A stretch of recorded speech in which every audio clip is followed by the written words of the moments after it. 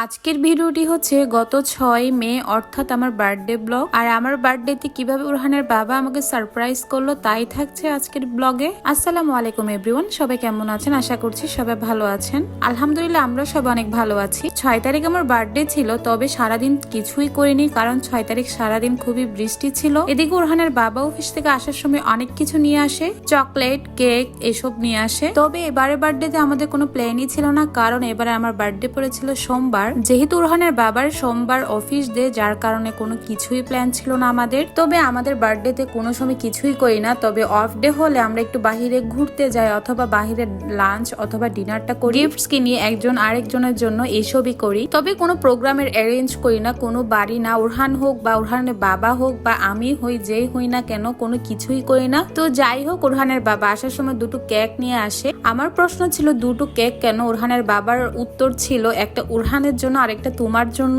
Orhan এবং আমি দুইজনে কেক খেতে খুবই পছন্দ করি, যার কারণে দুইজনের জন্য দুটো কেক নিয়ে আসে। প্রতিবারই যার বার্থডে হোক না কেন আমি, ওরহানের বাবা অথবা ওরহান চেষ্টা করি লাঞ্চ অথবা ডিনার বাহিরে করার জন্য। এবারও তাই ইচ্ছে ছিল, তবে বৃষ্টির কারণে রেডি হয়ে আর বের হতে পারিনি। অফিস থেকে আসার পর বললো রেডি হতে, বের হবো, বাহিরে ডিনার করব। তবে রেডিও হয়েছিলাম সবাই একসাথে, আর বের হওয়া হয়নি কারণ খুবই বৃষ্টি শুরু হয়ে গিয়েছিল। তারপর ডিসিশন চেঞ্জ করে ওরহানের বাবা বললো অন্য কোনো দিন যাব, কালকে অথবা অন্য কোনো দিন গিয়ে আমরা বাহিরে ডিনারটা করব, আজকে আর না যাই। আমারও তাই ইচ্ছে ছিল যেহেতু ওরহান আছে। তারপর আমরা বাসায় ডিনার করে ফেলি, তারপর একটি কেক কাটি, কেক কেটে ওরহানকে এবং ওরহানের বাবাকে খাওয়াই। এই ছিল আমার সিম্পল একটি বার্থডে। আজকের মতো বিদায় নিচ্ছি, সবাই ভালো থাকবেন এবং আমাদের জন্য দোয়া করবেন। আল্লাহ হাফেজ।